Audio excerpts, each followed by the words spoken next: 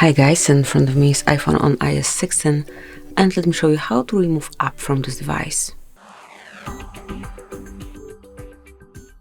So at first you need to locate the app that you wish to remove. Now tap on it and hold it for a while.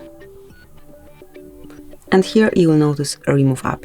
Click on it and then confirm that you wish to permanently delete it by picking this delete app. Confirm that you want to do it. And that's it. As you can see, it disappeared, and now you can check in your app store that it is no longer at your device's storage.